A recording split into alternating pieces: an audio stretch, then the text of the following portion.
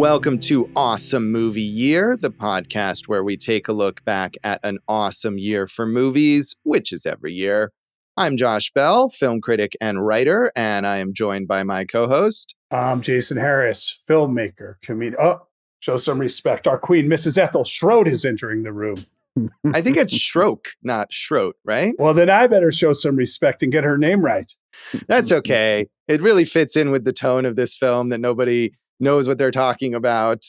In this season of Awesome Movie Year, we are talking about the films of 1969, and we're here at our future cult classic pick, which is Richard Lester's post-apocalyptic satire, The Bed-Sitting Room, which is full of nonsensical exchanges like what we are about to have here on this podcast. This season, this has been like, as 67 was our real glimpse into the French New Wave, this is our real glimpse into the British New Wave. It's been quite fascinating to explore. Yeah, and Richard Lester, I believe, an American director, but known for the work that he did in the UK, including this film, and of course his work with the Beatles, which I think is still what he's best known for. But no Beatles in this movie. No, were there any Beatles references? I feel like, did we learn whether the Beatles survived the apocalypse? I don't think we did, but we know that the Beatles were influenced by Spike Milligan and the Goon Show, and their films have shown that. So it's, obviously the other big influence would be on Monty Python, which you can see all over this thing. So it's kind of interesting to see the birth. We've talked about the British satire boom, and these are the guys who are responsible for it. Yeah, this is definitely, I like Monty Python, as we talked about when we did our episode on Monty Python and the Holy Grail.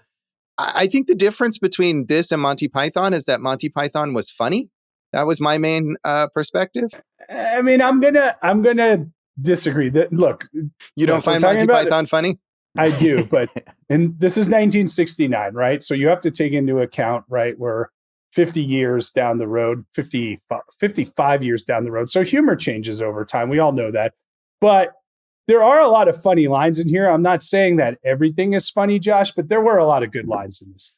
Yeah, I don't know. I don't think I laughed at any point. There might have been one or two times when I thought, oh, that's clever. And to be fair, I feel like a lot of the humor here is very culturally specific, not only to the UK, but also to the UK during this period. Like, you could be a British person watching this movie now and still not get, I think, a good number of ththese references just because they're from this time period. Well, I think we also saw that with Whitnell and I when we did that in 87, right? But what I'm talking about, lines like where they're yelling at the guy, like, not to look at something, and they go, "That's public property," and he says, "I'm a member of the public. It's okay." It's the little things like that. I like those jabs in there. So yeah. Yeah, it did. Josh. It did remind me of Widnell and I, another movie that I did not find funny that British people like.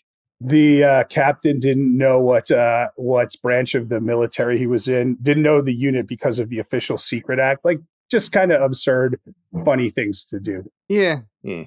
So, as you said, this is based on Spike Milligan's work, his play that he co-wrote with John Antrobus, who is the screenwriter of the film.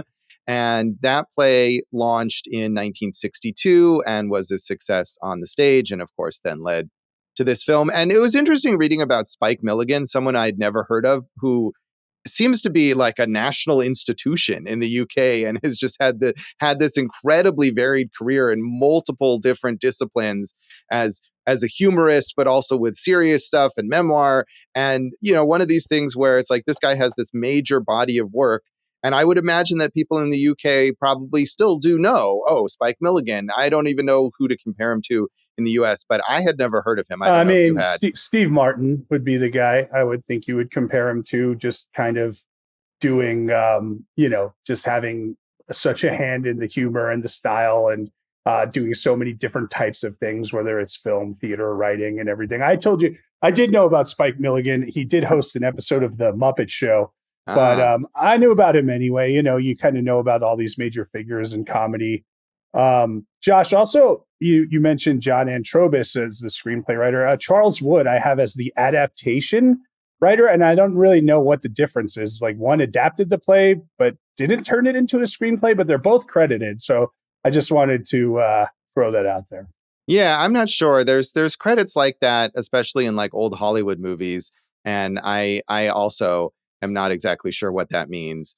And you would think that John Antrobus, as the co-writer of the play, would be perfectly suited to be the adapter of it. So I don't know either.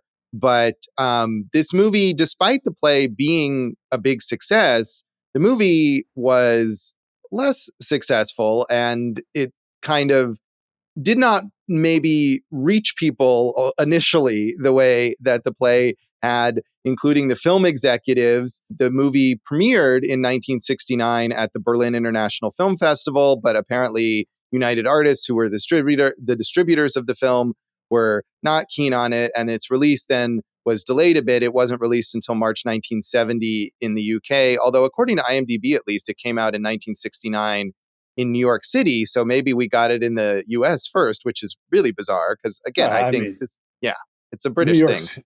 New York's hip and happening, Josh. I guess so. And so I couldn't find any box office figures exactly for this or budget numbers.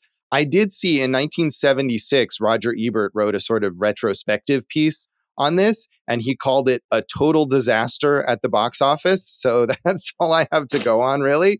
But I assume, and I don't know exactly, it was unclear from reading that article now in the way that it's published on the website, on the Ebert website, like why he wrote that article in 1976, if it was getting some sort of re-release in Chicago or whatever. But it had not done much at the box office. And it's not surprising. I mean, this seems like, again, a very specific thing that if you're on the wavelength of it, you would like it, but it probably would baffle mainstream audiences, even at the time when they might have understood more of the references. They probably wanted that, though, the filmmakers and the writers. And, you know, it's funny, I mentioned the Muppets, and that's a way I learned about a lot of these characters. They were so ahead of their time with the Muppet Show, bringing over, you know, people like Marty Feldman or Peter Cook and Dudley Moore. And that's really interesting to think like, hey, the way to get this humor to translate universally is to involve the Muppets. Yeah, the Muppets, another group I don't find funny. So maybe this is just a whole You're an asshole, you know that? We've well established my indifference, especially that era of the Muppets. The Muppet Show, I find really, I don't get it. But it's the best. That's a separate issue. So, did you know, Josh, one time I drove to LA just to go to the Skirball Museum because the Jim Henson exhibition was there, and it was a lovely trip. I'm sure it was. And I mean, you're the majority. People love the Muppets. People love Jim Henson. And I find some later Muppet stuff amusing, but on the whole, I don't really understand the fervent devotion to the Muppets. Well, and what Jim happened Henson. to you? Who hurt you, Josh? It's a puppet of some kind, apparently. Show me on the puppet where the puppet hurt you. Yeah. Let's get back to the bed sitting room. Critics were, although Roger Ebert, again, in many years later, was retrospectively praising this film. At the time, critics were not super enthused about this. Vincent Canby in the New York Times said, "The film is an attempt to render comically absurd and thus conceivable a vision of inconceivable horror. The bed-sitting room, however, is so absurd that it turns the possibility of nuclear destruction into something no more meaningful or terrifying than a well-aimed custard pie. There are some wisps of humor in the desperate optimism of everyone in the face of absolute chaos, in contemporary references, in some terrible puns. But this sort of humor is very random and never makes a genuinely surprising point. Like the movie, all it ever does is to reaffirm beliefs that we brought into the theater. War, discrimination, and many of the rituals of middle-class life are hell." Hey, Dave, I know he doesn't like the Muppets, but you know what my guy over here does like? Custard pie. He sure does. I don't think I've ever had a custard pie. I'm trying to ingratiate Josh. you to the audience again here. With the universally beloved dessert of custard pie. You got to just be like, oh, we can relate to him again because we've all eaten custard pies. I think not. I think we got to get you a custard pie for your birthday. I think he's talking about custard pies not because people eat them, but because they're the standard to be put in people's faces in slapstick comedies. Thanks, Josh. I didn't understand. I don't get jokes. So what do they use a seltzer bottle for? Can you tell me that, or a banana peel next? You don't enjoy drinking seltzer and eating banana peels? I enjoy drinking seltzer. I don't want to eat a banana peel. That's not Yeah. for me. Look, this review, like you said, mixed results, and I think mixed results in the movie as well. Some things worked. Watching it here in 2024, some things didn't. I think they would say the same thing in 1969. Right. I mean, I think that's the thing, is that you can look at it now and say, okay, well, maybe this is just of that period and we don't get it because we don't get the references. And he does mention the references as something that he enjoyed.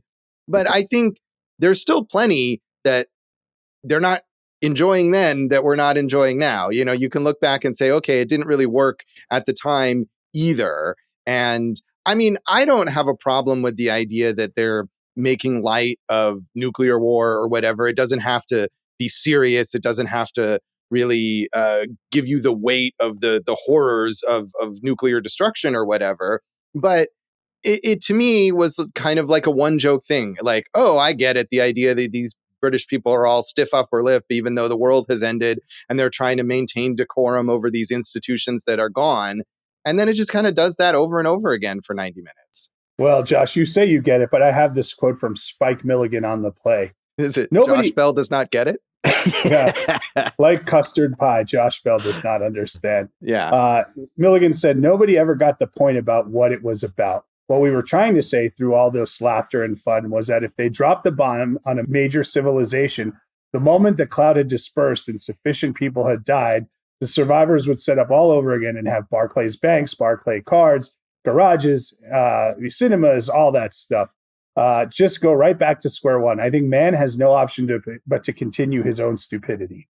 Yeah, I mean, I feel like that I did get that, right? The idea is that no matter the horrors that have occurred, everyone is just going to continue society the way that it has been. Nobody's learned anything here, right? None of these survivors are trying to make the world better, right? I get that, and that's a fair point.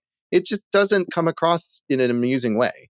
Well, to go along with what you were saying about like the British stiff upper lip and the rules of society and everything, I think they poke fun at a lot of that and the class system and, just kind of how Britain is so steeped in their own upper crust traditions, shall we say. Right. But even in the UK, they weren't necessarily into this. Penelope Houston in The Spectator, a UK publication, said, theoretically, these crazed wasteland encounters, throwing up a pea shooter barrage of jests about politicians, the church, the palace, the BBC, civil defense, you name it, they've got it, ought to yield the razor edge laughter which Lester was also essaying in How I Won the War. But I suspect the bed-sitting room is doubly out in its timing. Its jokes and alarms aren't this year's or even last year's, and in directing, Lester still uses incessant restlessness as a substitute for pace. Anything goes, so in the long run, nothing much goes, and we're left with actors scampering through charades whose import becomes vaguer with every wild-eyed hit or miss apparition.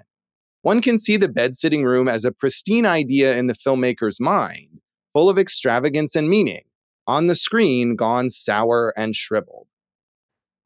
Josh, you said you like Monty Python. Are there any other like kind of sketch movies you like out there?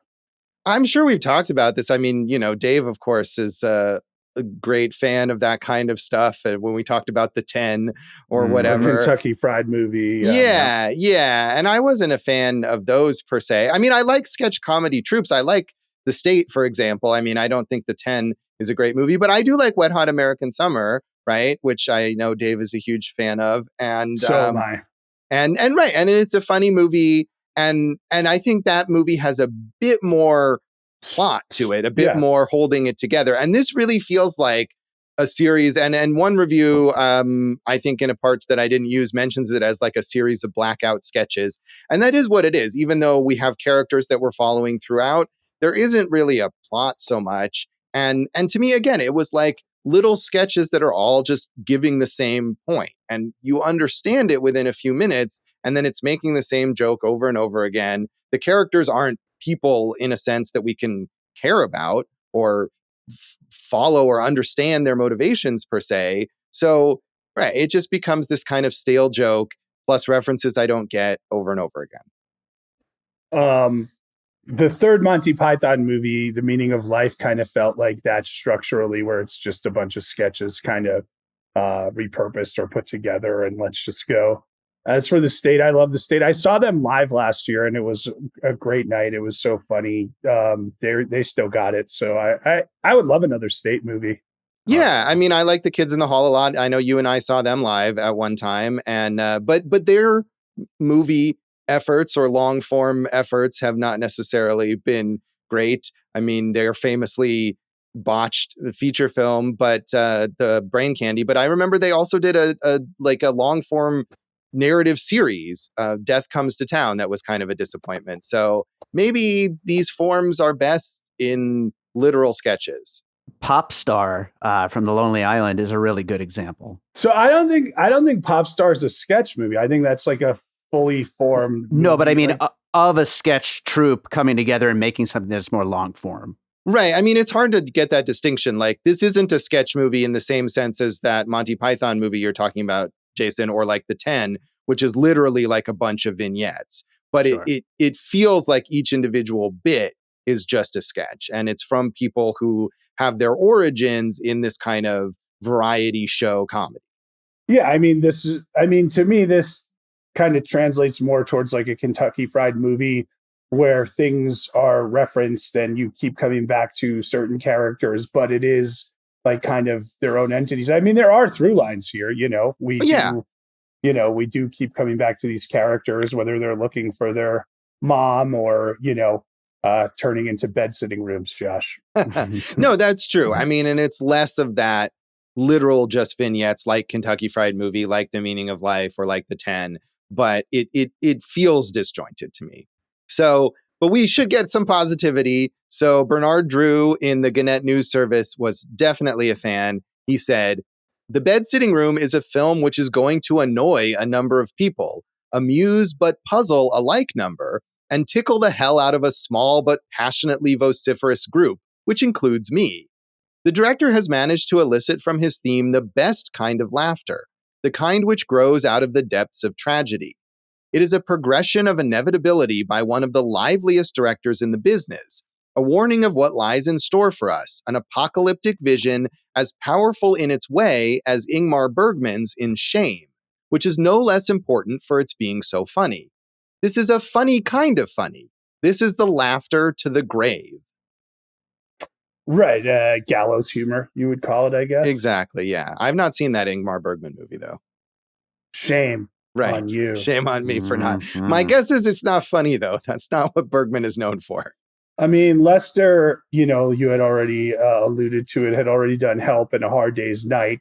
So, this kind of off the wall British humor, right? He's accustomed to. And one thing I watched that he directed was the Running, Jumping, Sitting film, which is an 11-minute short film done with like Peter Sellers and probably all these guys, the Goon guys right here. So, which was not great, but it was interesting to see. Like, that's from like 59 or whatever. So it's again like pastiches where, someone's taking a picture in the woods and then a bike rider is driving past it, and then you follow the bike rider into the next scene, and comedy ensues in each of these things.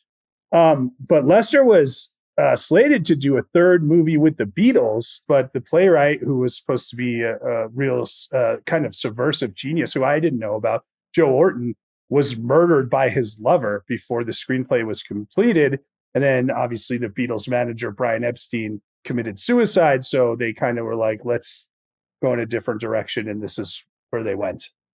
Yeah, I mean, maybe in a weird way, those are some dark occurrences in real life. So maybe making this dark comedy was a sort of response to it. I have not seen How I Won the War, that multiple reviews compare this to, from 1967 also, which is a dark comedy about the military. And John Lennon is actually in that, apparently, as well as Roy Kinnear, who's in this movie. So that seems to be maybe a more commercially successful version of this kind of story. I haven't seen that either, but it does bring me to Spike Milligan, obviously not just a playwright, actor, comedian, but also an author of like prodigious amounts. He wrote a 7-volume autobiographical account of his time serving in the Second World War. In 1971, that volume was called Adolf Hitler, My Part in His Downfall. So that kind of sounds familiar to that. Right, So. right. So yeah, I mean, I think Lester, I haven't seen that many of his films, but I have seen A Hard Day's Night, which comes before this. And he definitely has that kind of madcap style. I think that people are referencing to in those reviews, and this sort of aggressive whimsy. And it's not for me, clearly. Josh, another Richard Lester connection to what we've done this year, Butch and Sundance, the early years, the ill-fated sequel we discussed on our Butch and Sundance episode, directed by Richard Lester. Yeah, and I'm trying to imagine the Richard Lester whimsy Prequel? applied to, it's a prequel. The early days, I think, is what it's called. Right. But yeah, that does not sound like a good fit, really. So I'm happy to have not. What about Superman 3? Yeah, I mean, we'll get into all this later, I'm sure. But I mean, that was the thing, is that Richard Lester seemed like an odd fit for those Superman movies. And I mean, with Superman 2, he took over. It was a very troubled film, and he kind of took it over from Richard Donner. And so he was just there more to get what the producers wanted, like, over the finish line. But you watch Superman 3, and it's all the Richard Lester whimsy. And I don't think that was what people wanted out of a Superman movie. So I couldn't tell you. I don't even know if I've seen Superman 3. I probably did when I was a kid. With Richard Pryor. Yeah, I haven't seen it since I was a kid, but I don't think it was my favorite Superman movie. So, but you had not seen this one before, right, Jason? No, I'm glad we did this. The other big choice we were going to do was Putney Swope, Robert Downey Sr., which is definitely like almost a companion piece to this. Right, another satire, right? Yeah, it's a satire about kind of corporate America and race relations and all that stuff. And it's very, kind of absurdist and big as well, broad, I'd say. So this is interesting that both of these came out at the same time. Right. In different countries, Josh. Amazing. I have not seen that Putney Swope, but we did have a very in-depth discussion about which movie to talk about here. So, and I had not seen this Richard Lester wise. Like I said, I saw A Hard Day's Night, and I've seen those Superman movies, although not since I was a kid. And just the impression I get is that maybe his style doesn't really fit with what I am looking for. Dave, had you seen this movie?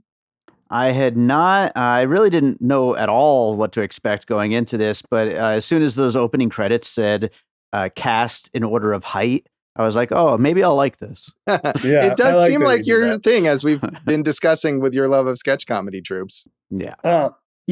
Josh, so I keep going back to your pick, Smiley Face from 2007, because that is loose and broad and ditzy in its own way, kind of, absurd. And so you do kind of relate to some of these movies. Yeah, I can. I mean, and those things that we mentioned, again, we did our episode on Monty Python and the Holy Grail, which, yeah, okay, it has a plot, but it's definitely very loose and it is absurd. And I think that movie is hilarious. And I like Wet Hot American Summer.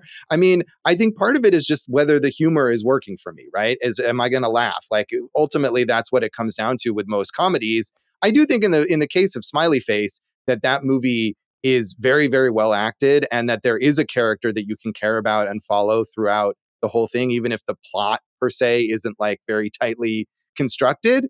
But that was we went through all that in our episode, and I know you weren't much of a fan of that film, but I mean, I think that's part of it, is that as absurd as that movie is, I'm all in on Anna Faris and her character and wanting to see what she does and caring about her. And there's nothing here there. And I don't think this movie is trying that. It's not like it's failing to get you emotionally invested in what these people are doing. But that's just one other element that doesn't grab me. So Josh, you're saying Ralph Richardson, who is known as one of the 3 greatest British stage actors of the 20th century, did not live up to Anna Faris in Smiley Face. I mean, in this case, no. I'm sure overall his body of work is more impressive. But here, I mean, and it's not even that he's doing a bad job, or any of the actors are doing a bad job. They're doing, I'm sure, exactly what they're meant to be doing. But these aren't meant to be characters. that have dimensions to them, that have arcs that you can care about. It's just not what this movie is about. What are you talking about? He was a man and he turned into a bed sitting room. I don't know how much more of a clear arc you can have. Mm-hmm. Yeah, he did do that. He sure did. So anything else you want to say about the background of this film, Jason? Yeah, Josh, I mean, I think you're just looking at it like too one-dimensionally, because you can have like a chocolate silk pie and there could be a layer of custard underneath there. That sounds awful. You're the food guy. You want to eat that pie? Yeah, it's delicious. What is with you, man? No. I don't want, I mean, yeah, that does not sound like a good pie. I'm sorry. It's it's like pudding and custard. They're related. And then you have the crust and the whipped cream. Come on, dude. Yeah, I don't think I really care for custard overall, I have to admit. Did you care for Chief Wiggum's line when he was eating ice cream and he said, and he took Homer Simpson and he goes, "You're going in custardy." Yeah, I mean, The Simpsons, I'm sure, if we're talking about the influence or whatever, I'm sure The Simpsons is influenced by Spike Milligan too. But, part of it is, right, cultural references. People watch The Simpsons episodes from the 90s now, especially people who are younger than us, and probably would look at those and say, what are they even talking about? But when we were aware of it, just like people in 1969 in the UK would have been for this, it's funnier. And that's just the passage of time, right? This is just like an apocalypse of an episode right here. We'll come back and get into more of our general thoughts on the bed sitting room.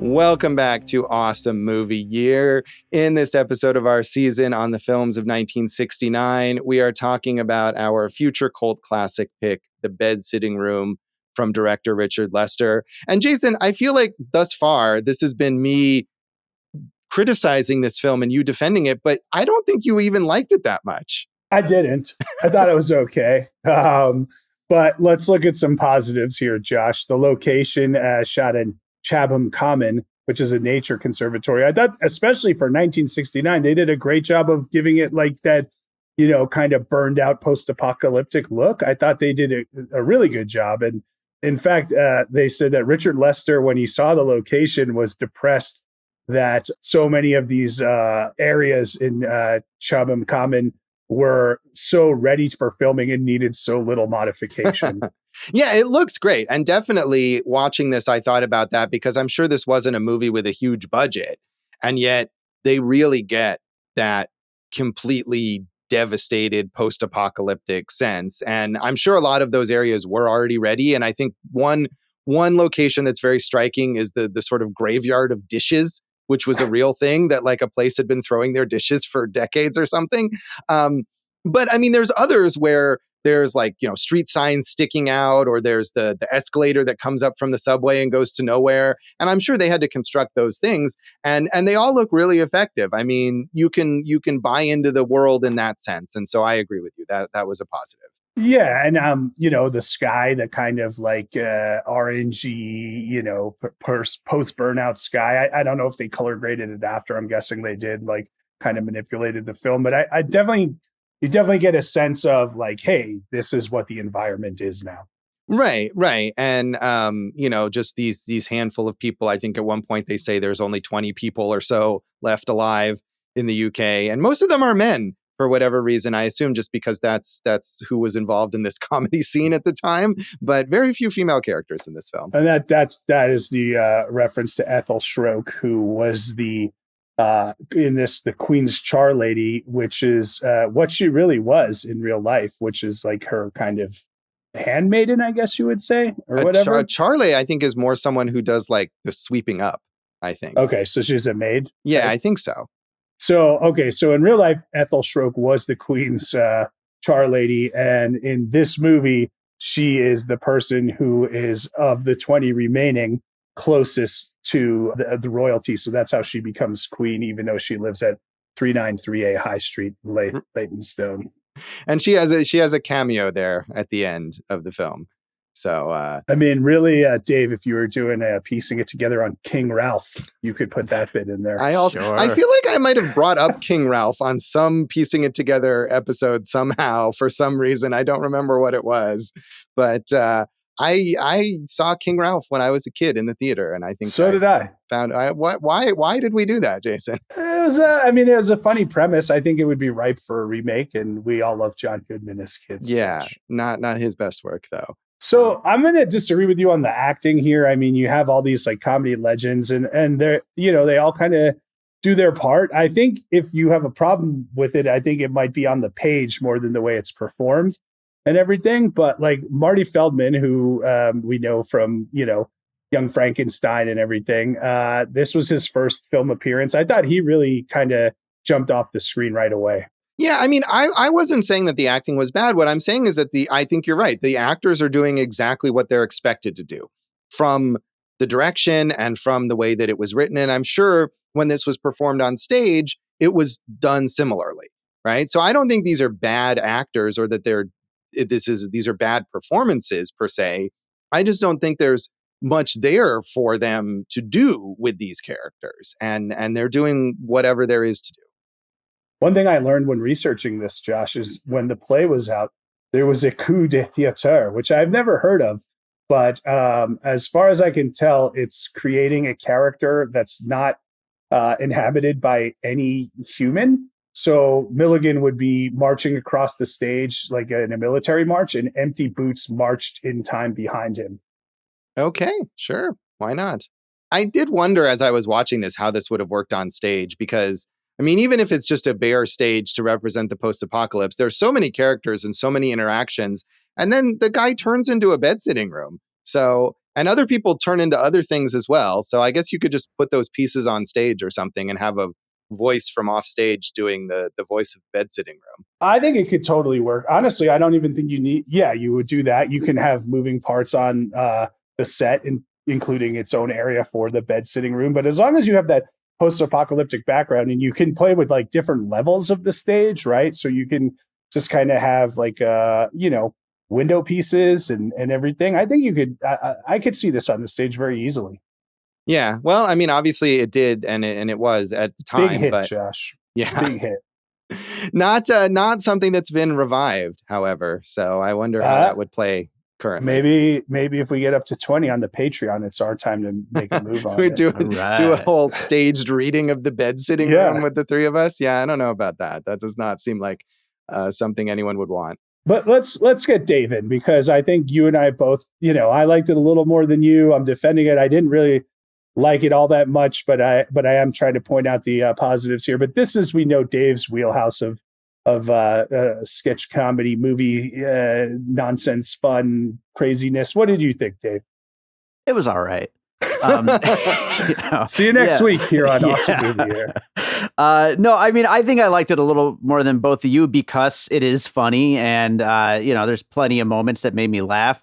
It's very loose though, as far as a story, and it's not just sketch. Like, we're talking about the 10. It's not about 10 sketches. Like, they're just kind of thrown in to these little like weird little situations, and they all are kind of repetitive throughout the whole thing. So, that kind of takes away from it. But I did think it was funny. I thought everybody, was good in this. And I'm not like super familiar with a lot of them. And like Josh was saying about knowing like some of the references and things like that, I didn't pick up on, any of that really. But I mean, there's a floating police car in the sky, and there's a guy who carries around a fake TV to talk and pretend he's the news, the BBC. I really like that. Yeah, there's lots of funny little bits in it. Because why I like that bit, the BBC one, is because they played it straight. They didn't like hang the lantern on it, right? He just did it as if he was on the BBC. And even when the reception wasn't coming in clear, he'd making the sound effects. So I thought that was good. So I think, Josh, what I'm trying to get to is like, it seems less about the structure and more about the execution and the repetitiveness. And also like there's cultural allusions that we just, like you were saying, because of the time and place, that just don't hit home for us. Right. I mean, and that was the main thing that I was willing to give it leeway on. But I feel like even the stuff where I did get it, I mean, a lot of it is just silliness. It's just puns. It's, things that are going to translate no matter what.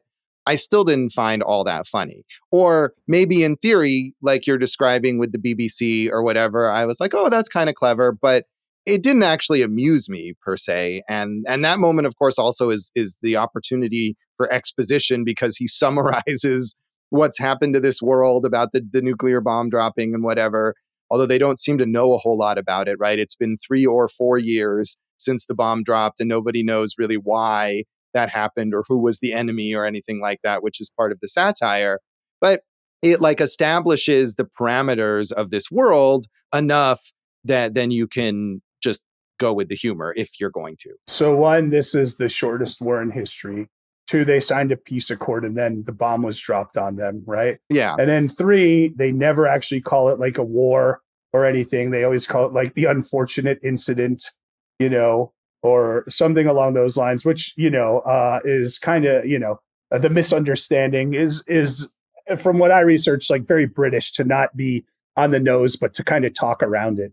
Right. I mean, and they never mention the word bomb. They're always like, oh, well, when they did until at the very end of the movie, one character actually says bomb. And it's like this thing that rattles everyone. Like, what? You actually named the thing that happened. And it's shocking. Yeah. I mean, in my mind right now, I'm trying to think of like the last great broad comedy. And I'm coming back to like Step Brothers, which was 15 years ago.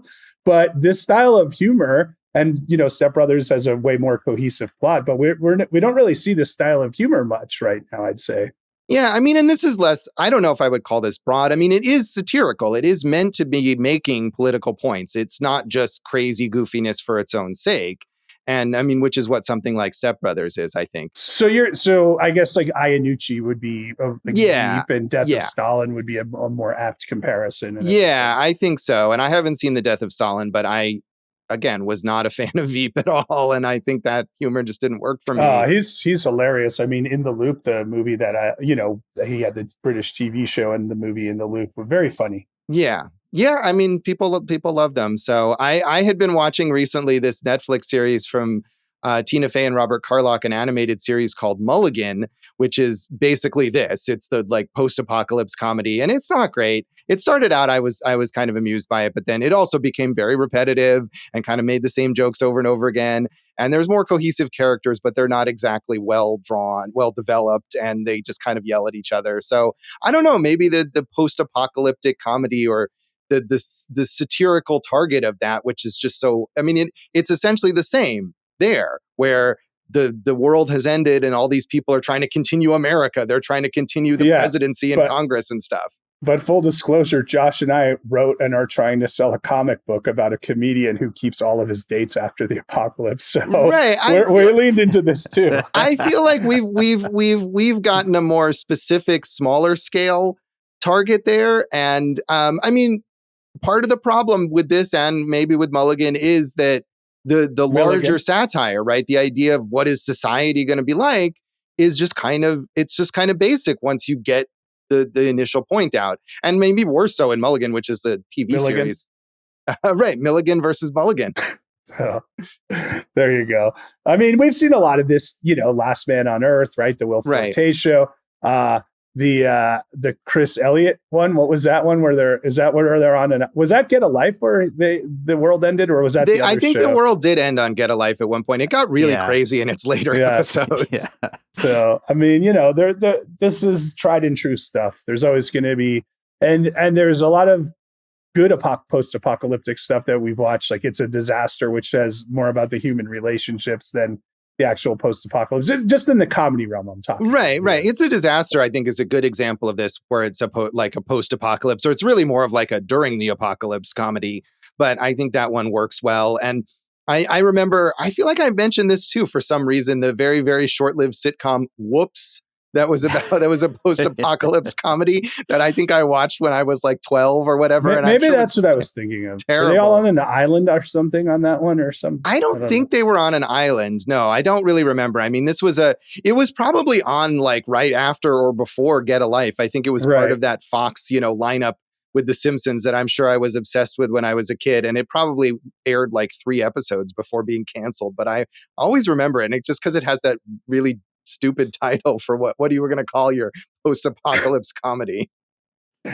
There you go. I mean, it's a genre that will always have legs in different kind of tones. Obviously, we know horror and kind of everything, zombie stuff. But, I mean, there's plenty of post-apocalyptic sci-fi, horror, more serious films, I mean, that happens all the time. And it's a very fruitful ground for telling those kinds of stories. I feel like the comedies are less common.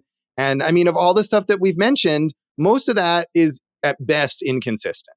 Yeah, I mean, the last boom of that, no pun intended, I think was when 2 came out around the same time, where you had This Is the End, the Rogen one, and then you had the British version, The World's End, which was Edgar Wright's. And I think those would both be worth rewatching, because I remember at that point in time, I thought This Is the End was much funnier than The World's End. But I wonder now how I would feel about that. Yeah, I mean, I feel like Edgar Wright too, and I haven't revisited either of those since then either, but I feel like he is better at balancing, like his films, even Shaun of the Dead or Hot Fuzz that we talked about, are funny, but he takes the world building seriously within that, so that you can care about what's going on even as you're laughing at the jokes. And I would bet money that when he was working on The World's End, he watched this movie. He's such a film historian. Oh yeah, and he's very British.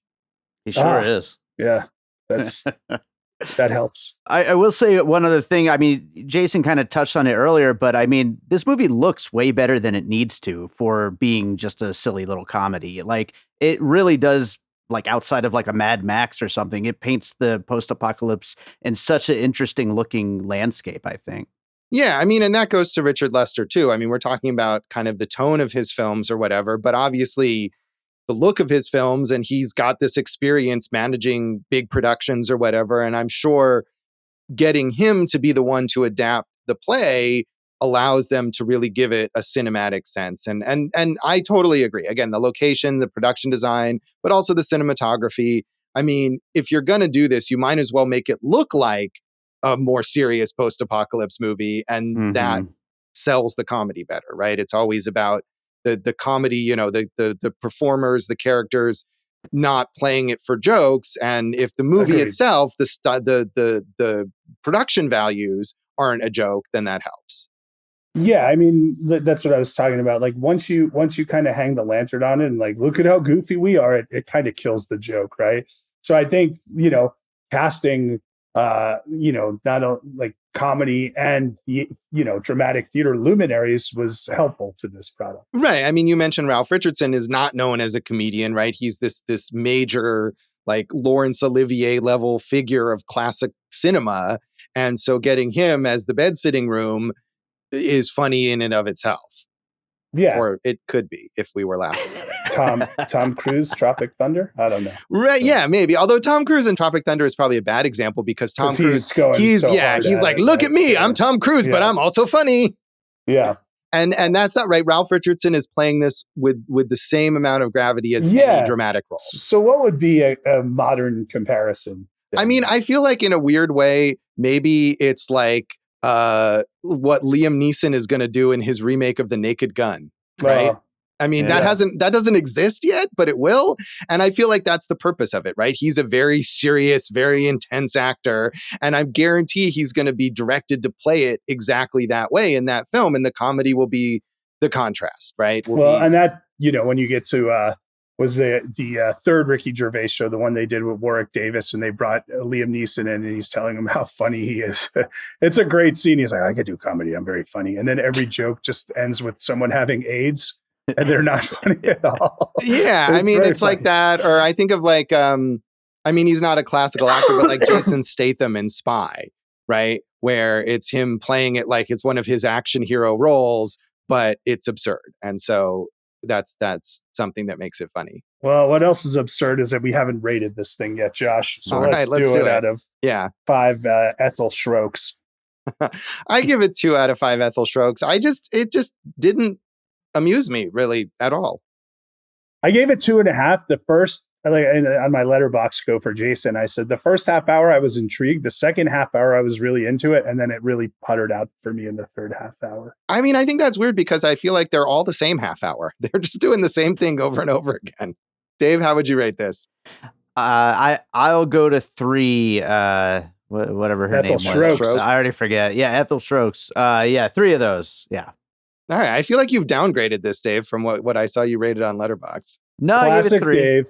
I gave this it 3. Is Dave. He's always misdirecting you with his letterbox. No, I think it's classic us forgetting. And we've done this multiple times now this season. So that's okay. We'll come back and talk about the legacy of the bed sitting room.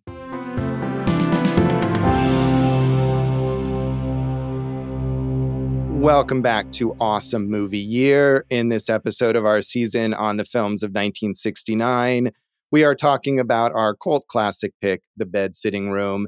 And I feel like we've gotten into a lot of the legacy of this in terms of like other post-apocalyptic comedies, and all of those things that we mentioned certainly would have been influenced, I think, by this movie. Even if we didn't love it, it is sort of beloved at this point. It does have that cult following. So I could see this. I wonder, could this be remade? Like, could Edgar Wright direct a new version just of this, and would it work now? I mean, that would be the one guy that I would say would be perfect for this. Yeah, I think so. Yeah, but I'd rather see him do something else, really.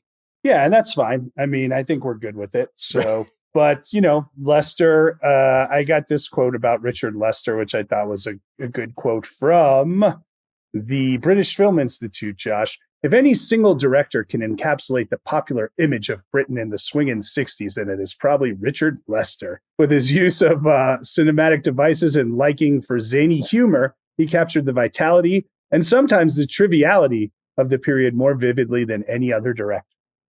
Yeah, I mean, I think honestly, that's what I don't like about him. It's these movies, like, and again, I've only seen a handful, but they strike me as like the straightforward version, or the straight-faced, even though they're comedy, of like Austin Powers or something, right? Like he embodies that again, it's this sort of like annoying whimsy of this period.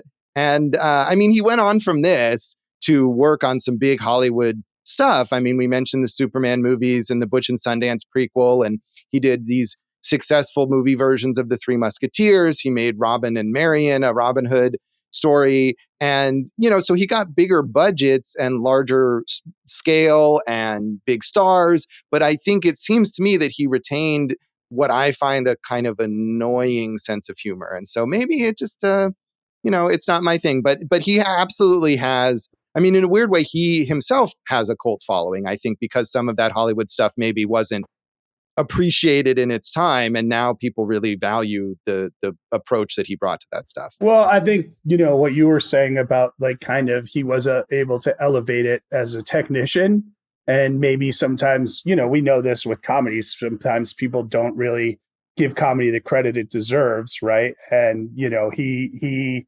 has made lasting pictures. I mean, would we have ever even have heard of the Beatles if not for these films, Josh? Yeah, no, clearly not. But I was surprised he's still alive, actually. He's 92, but he hasn't made a movie since 1991. His final film was a Paul McCartney concert movie, appropriately enough. So I'm not sure why exactly he retired, but he's still around. I mean, if Clint Eastwood can do Juror Number 2 right now, I think Lester could come out of retirement. Maybe not for his first movie in 30 plus years. It seems like probably that's not what he's going to do. All right, fair enough. We mentioned Spike Milligan, Josh, and I think, like I said, Steve Martin feels like that type of person to me in America. Stephen Fry might be a good reference point, British-wise. But, the Goons was that comedy troupe with Milligan, Harry Seacombe, Michael Bentine, and Peter Sellers. And the Goon Show was on radio. Q5 was on TV. And if you like Monty Python, this is where kind of those heavy influences come from. Right. I mean, and he did, again, to me, it was like looking through this massive list of all the different kinds of stuff he did. And he wrote poetry, and he wrote children's books, and he was an actor, and he was, he wrote memoirs, and he was in films, and he had radio shows. I mean, the guy was just all over the place for like decades, was this fixture of British pop culture. And you see, with a guy who's that well-rounded, you think like you can pop him into any generation. And right now he would have found his way on like TikTok or Instagram. And like he would have always found his way through, it seems like. But also, he was a touring actor in like serious plays. Like he had a lot of different things going for him. Yeah. I think for us in the US, the most recognizable person in this film is Dudley Moore, who doesn't have a very big role, but he did go on to become a big Hollywood star, of course, like with Arthur and things like that.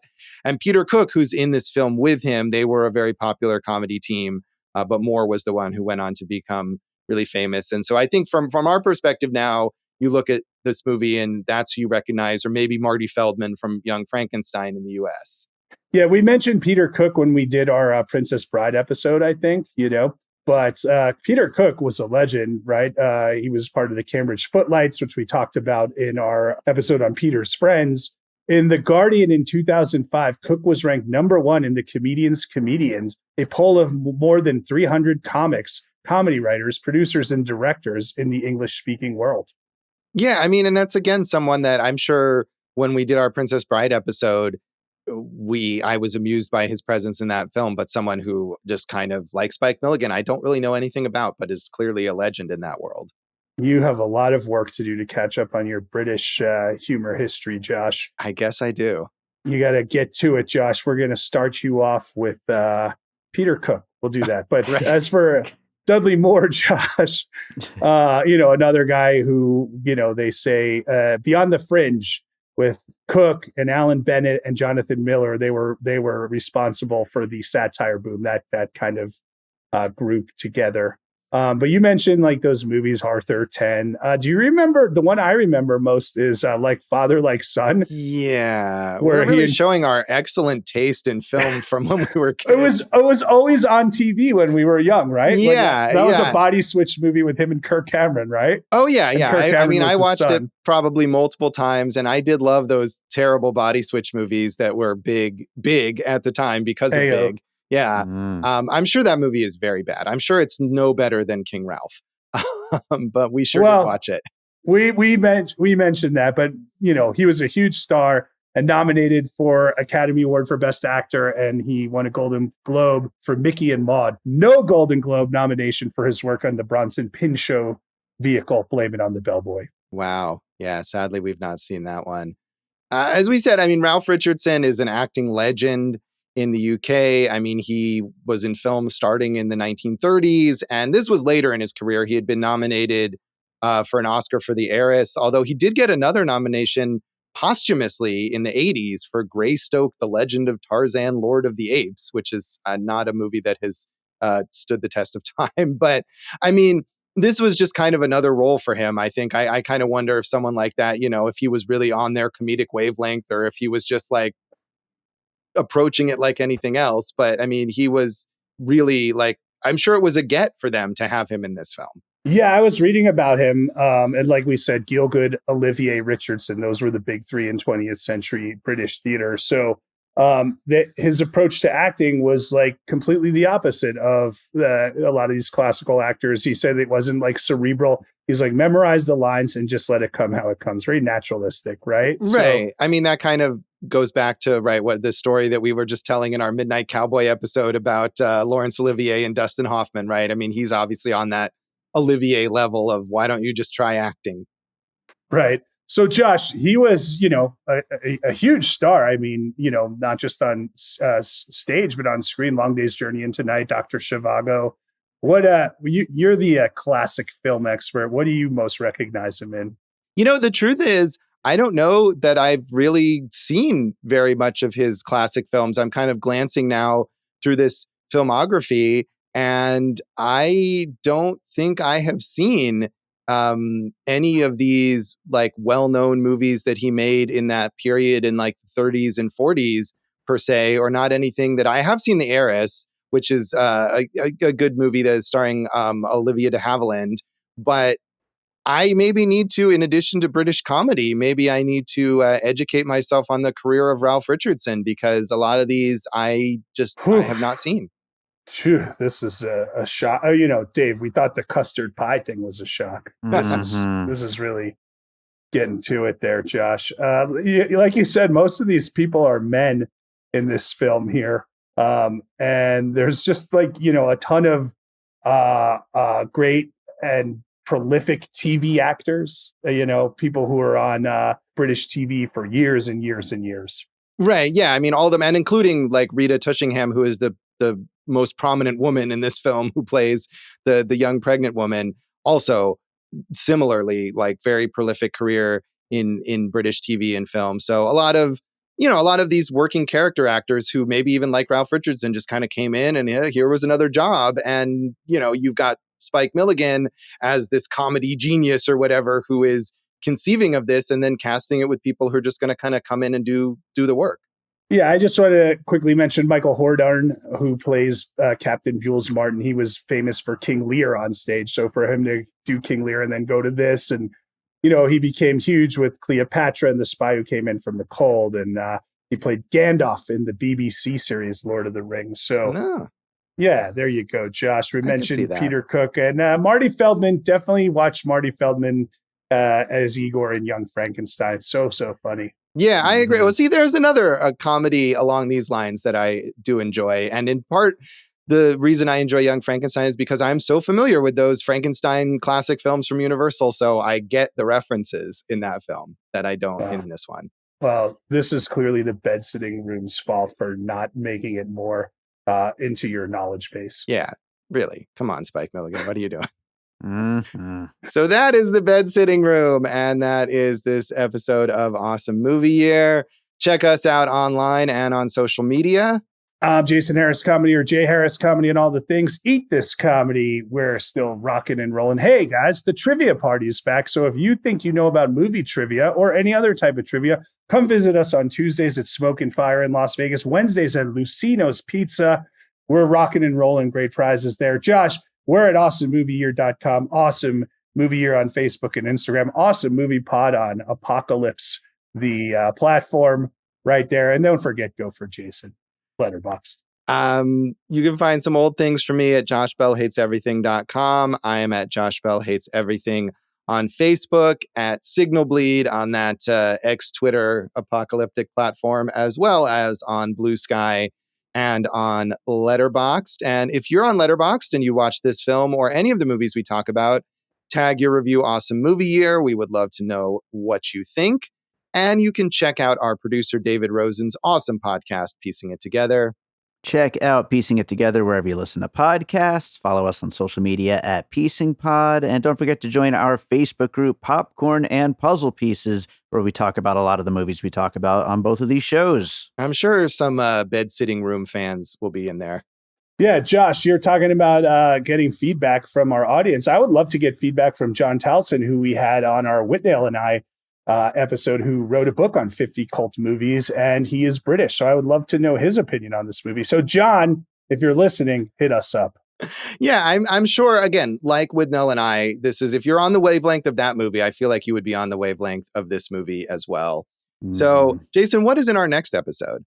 Josh, like the British, I respect manners and courtesy and, form. So it's Dave's pick. I'm going to let him tell us. Yes, we are going to be watching and talking about Eye of the Cat, a movie I knew nothing about until I found it in a list of 1969 movies. That is the best way to pick a movie that we can spend an hour talking about. So it's got the word cat in the title. Come on. That's all you need. Tune in next time for Eye of the Cat, and thanks for listening to Awesome Movie Year. Thank you for listening to Awesome Movie Year. Make sure to follow Awesome Movie Year on Facebook, at Awesome Movie Pod on Twitter, and at Awesome Movie Year on Instagram. And if you like the show, review us and rate us with 5 stars on Apple Podcasts.